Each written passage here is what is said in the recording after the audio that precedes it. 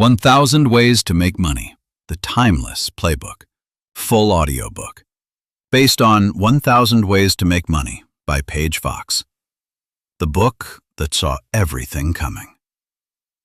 In the year 1900, before the internet, before smartphones, before anyone had ever heard of a side hustle, a man named Paige Fox sat down and wrote a book.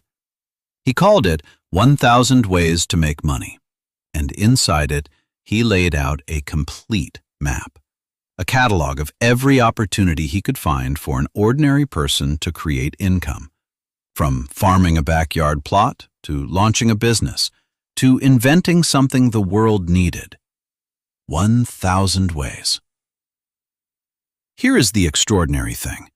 Most of the principles in that book are identical to what works today. Because the internet has changed the tools, the economy has changed the landscape, but human ingenuity, the engine behind every single one of those 1,000 ways, has not changed one bit. The person who succeeds financially today is the same type of person who succeeded in 1900. They see opportunity where others see nothing. They take action where others wait. They solve problems and sell solutions. This audiobook takes Paige Fox's century-old playbook and translates it into the language of right now. 7 chapters, 7 principles, each one extracted directly from his original work and applied to the world you're actually living in. If you have ever thought, "I don't know how to make more money," you are about to run out of excuses. Chapter 1. The Opportunity Mind. How Money Finders Think. Paige Fox opened his book with a section he called The Secret of Work. And it wasn't what you'd expect. He didn't start with business plans. He didn't start with capital requirements. He didn't start with strategy. He started with the mind. Because Fox understood something that most people then, and most people now, never grasp. The difference between people who find opportunities and people who don't is not luck. It's not connections. It's not starting money. It's how they look at the world. Fox described what he called the prismatic brain, a mind that refracts ordinary situations into a spectrum of possibilities. A person with a prismatic brain walks into a room and sees not just what is there, but what could be there. They see the gap between what exists and what is needed. And in that gap, they see money. Let me give you a concrete example from Fox's own book. He described ordinary household items, crystallized grasses, leaf impressions, simple decorations made from natural materials, and showed how a person with creative eyes could take what grows freely in their yard and sell it for consistent profit. Not because the idea was extraordinary, because most people looked at a patch of weeds and saw nothing. The opportunity finder looked at the same patch and saw inventory. That gap in perception, that difference in how two people see identical circumstances, is the foundation of every fortune ever built. Fox called it the microscopic eye, the ability to look closer than others, to find the detail that everyone else walks past. And he paired it with studying the stare above, the practice of always watching the person one level higher than you. What are they doing that you aren't? What problems are they solving? What do they know that you don't yet? Here's the modern translation of Fox's prismatic brain principle. Stop asking, "Where are the opportunities?" Start asking, "What problem do I see that nobody is solving well?"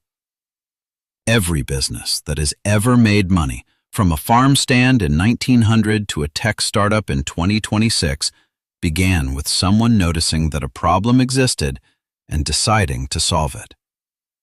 The problems around you right now are identical in nature to the ones Fox cataloged in 1900. People need things made. People need things explained. People need things organized, delivered, cleaned, fixed, created, and improved. The medium has changed. The need hasn't. Fox's most powerful piece of advice in this opening section was also his most direct. Scoring a point when off duty. The observation that the people who succeed are the ones who never fully switch off the opportunity-finding part of their brain. They notice the gap in the restaurant they're eating at. They spot the inefficiency in the service they just used. They recognize the question everyone is asking that nobody has answered clearly. Your greatest asset is not your resume, not your savings, not your network. It's your attention. Train it to see what others miss, and you will never run out of ways to make money. Chapter 2. Starting something. The minimum you actually need. The second major barrier between most people and more income is not lack of opportunity. It's a belief that starting requires more than it actually does. More money, more time, more knowledge, more courage, more perfect conditions.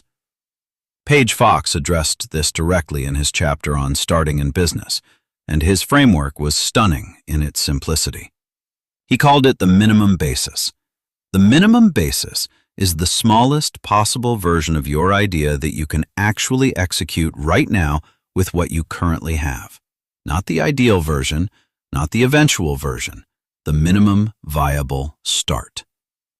Fox gave example after example of businesses that began with almost nothing. The woman who started selling homemade baked goods from her front porch. The man who started a small agency connecting buyers and sellers with nothing more than 2 addresses and a postal connection. The boy who launched a local errand service with nothing but his own 2 feet and the willingness to show up. None of them waited. None of them raised capital first. None of them built the complete vision before beginning. They started with the minimum. They learned. They adjusted. They grew.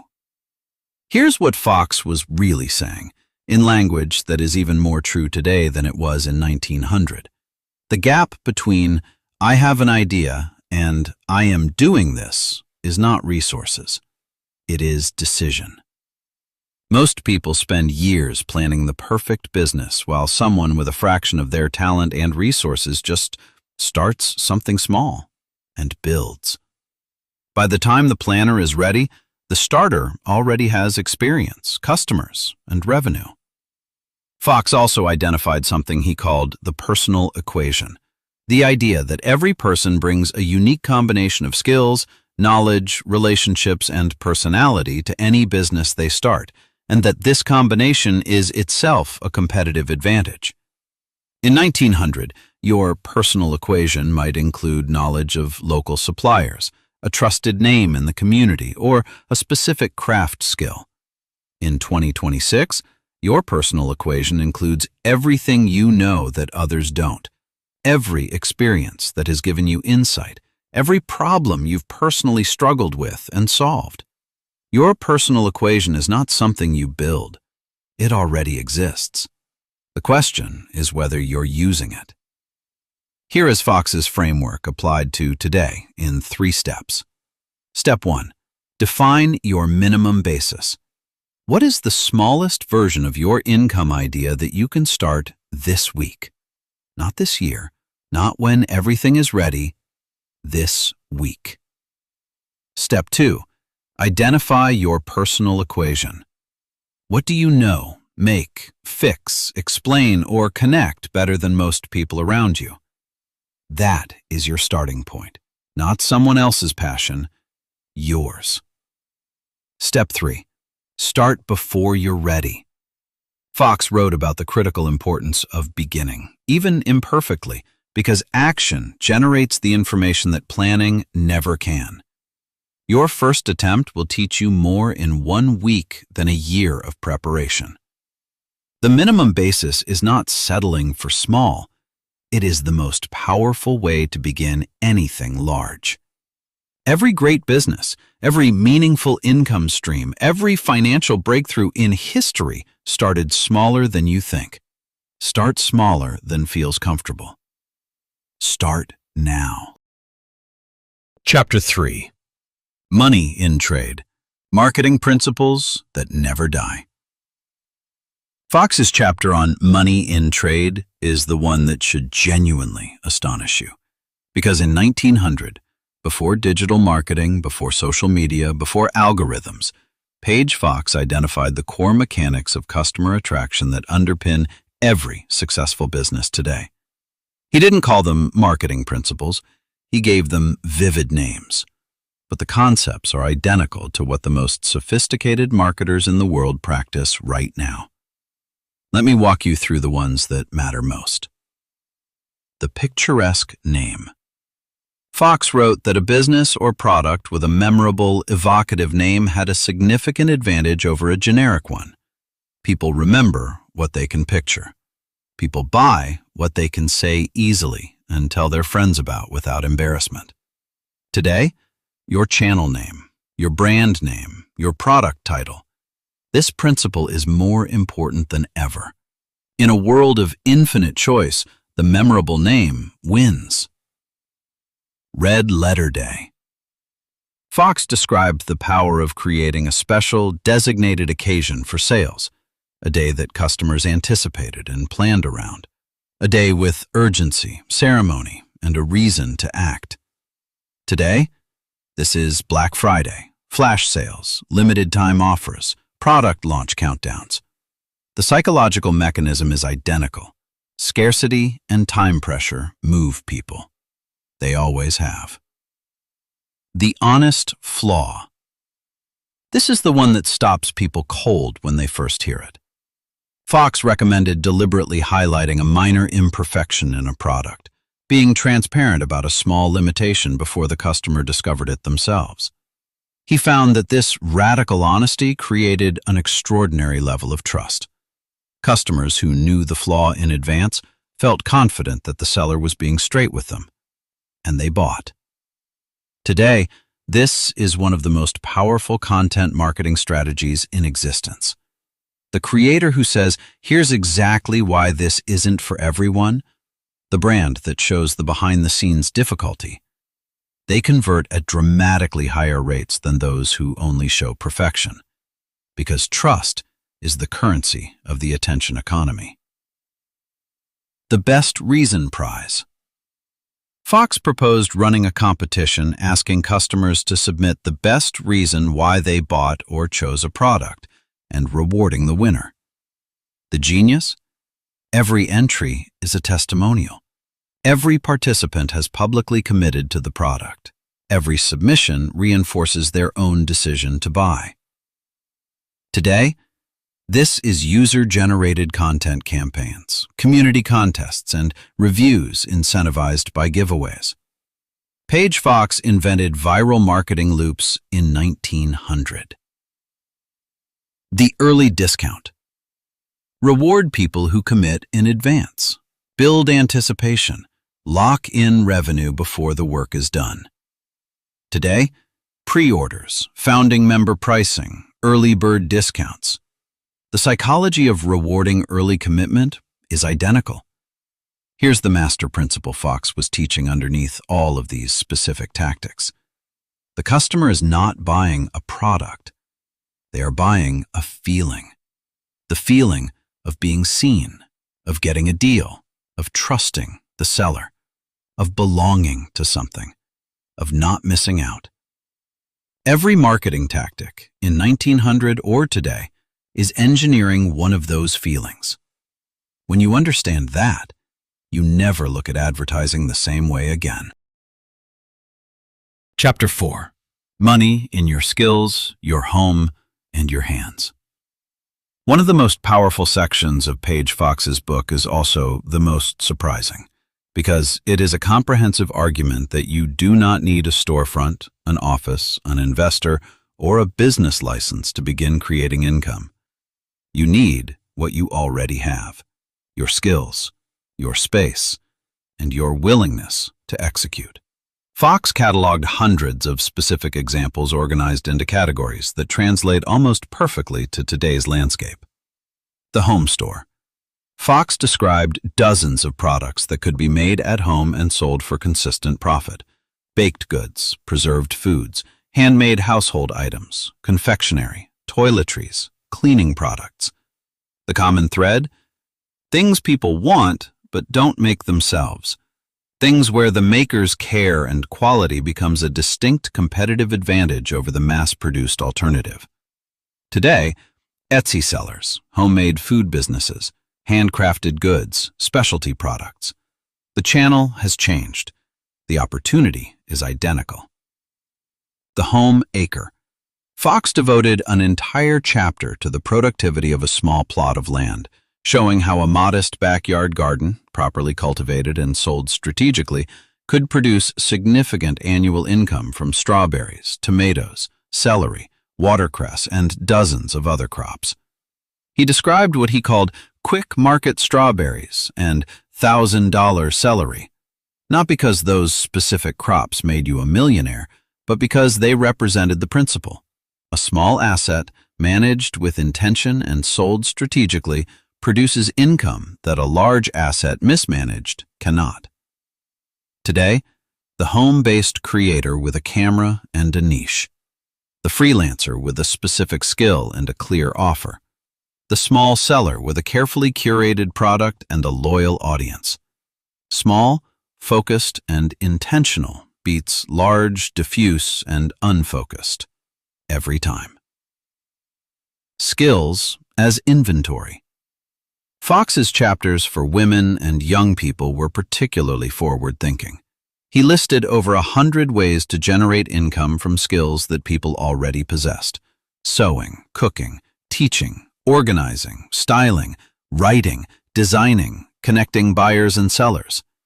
He described a short service bureau, essentially a freelancing agency connecting skilled individuals with people who needed short-term help. In 1900, Fiverr launched in 2010. Page Fox was 110 years ahead.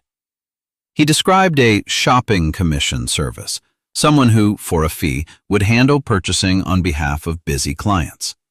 Today, personal shoppers, virtual assistants, concierge services. He described a college cram service, tutoring for students preparing for examinations. Today, a multi-billion-dollar industry.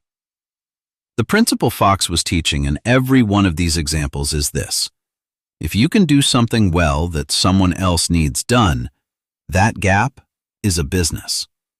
You don't need a new skill. You need to look at what you already do naturally and find the person who needs it done and currently can't do it themselves. Here is your exercise from this chapter. Make a list of 10 things you can do competently that most people around you cannot. Teach, organize, write, cook, build, style, analyze, explain, connect, fix.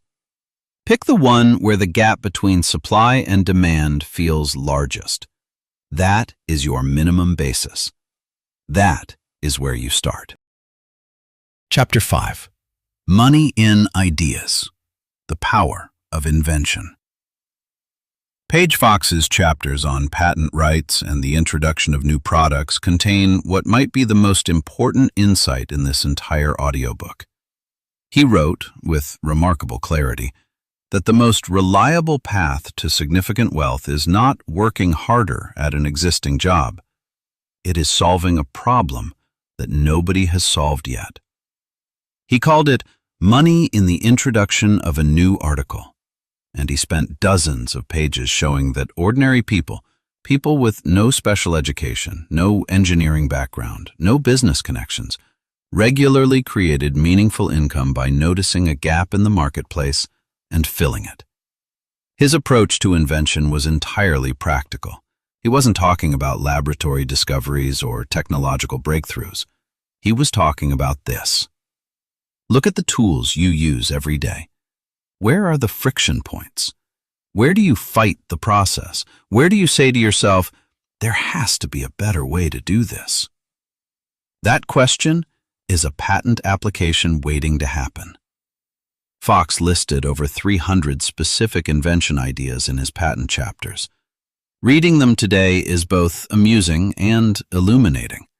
He described a need for a self-locking window, a non-puncturable bicycle tire, a a collapsible barrel, a dishwashing machine. Every single one of those inventions eventually got made by someone.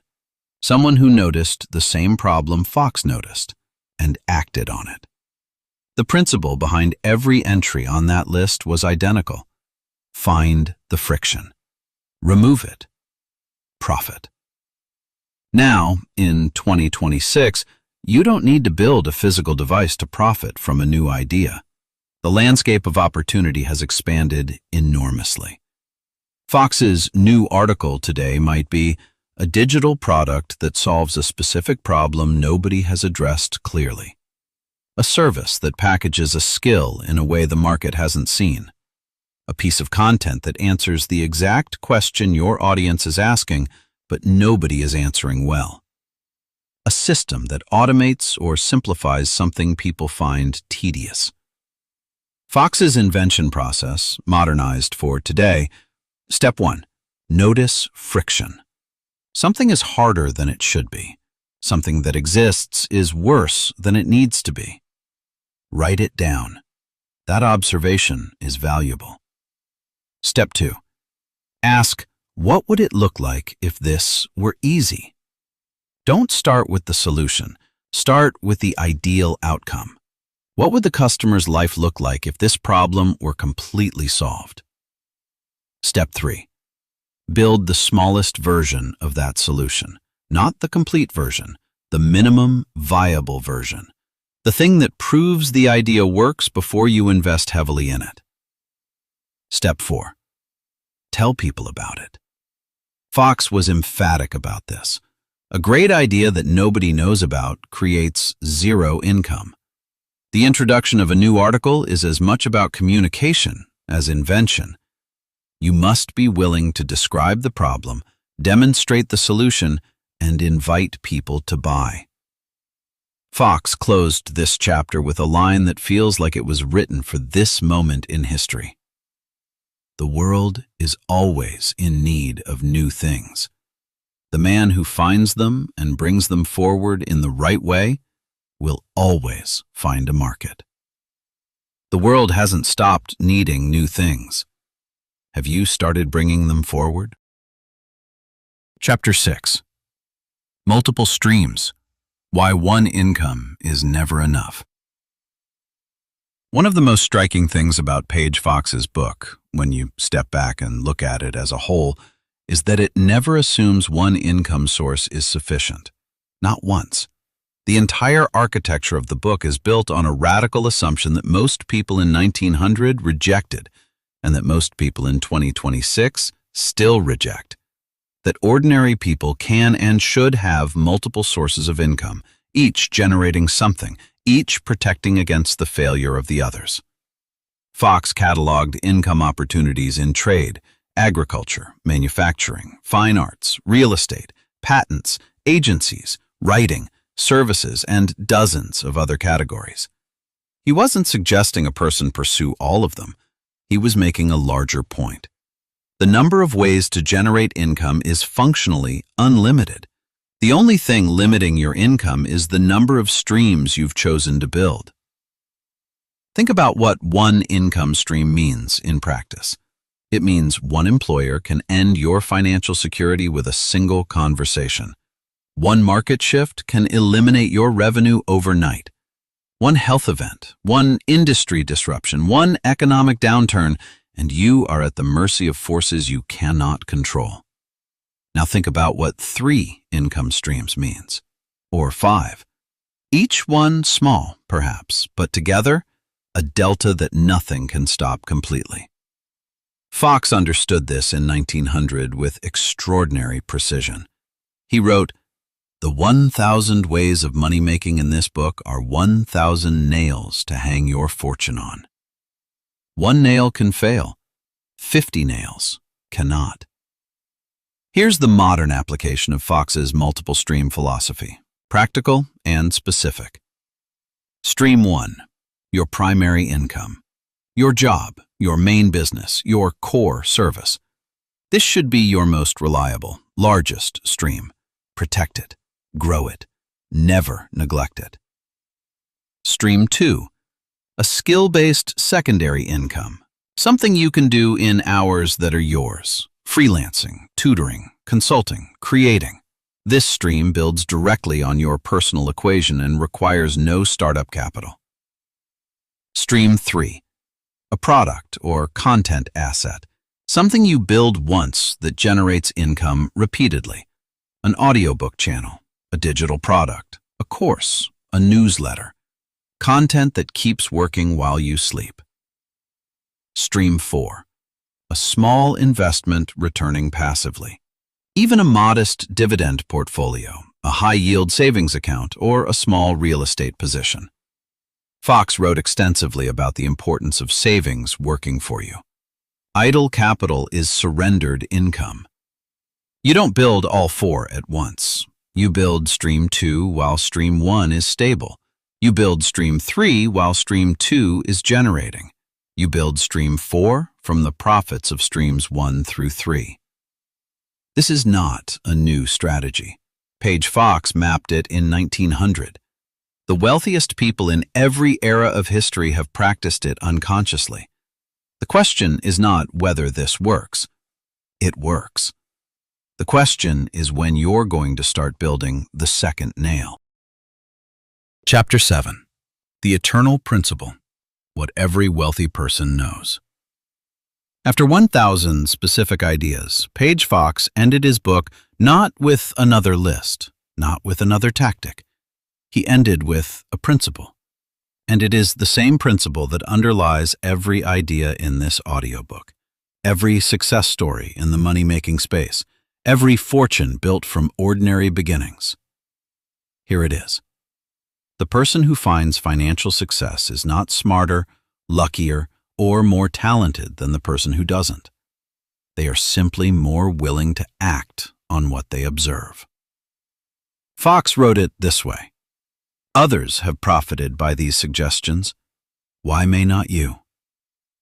That question is simultaneously the most encouraging and most challenging sentence in the entire book. Encouraging because it says the path is open. Others have walked it. It is proven.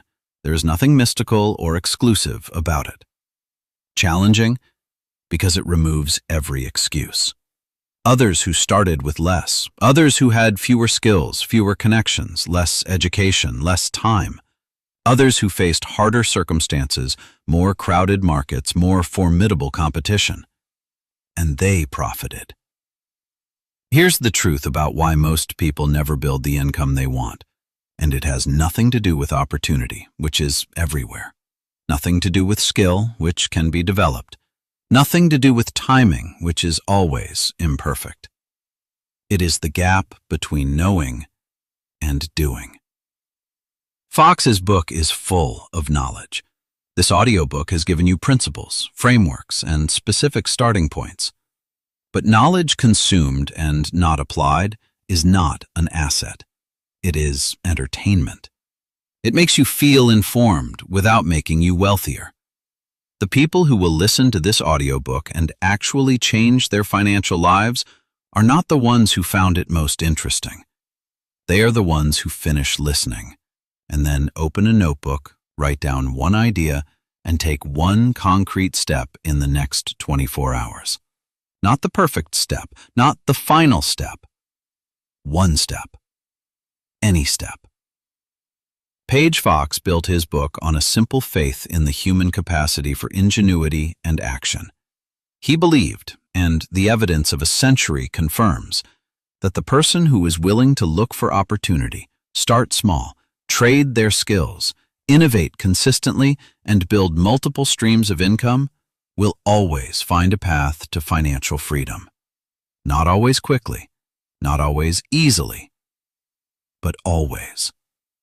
That is the eternal principle. It was true in 1900. It is true today. Closing. Your first step. Page Fox published 1,000 Ways to Make Money over 120 years ago. He had no way of knowing about the internet, about content creation, about digital products or global marketplaces or passive income algorithms. But he knew something timeless.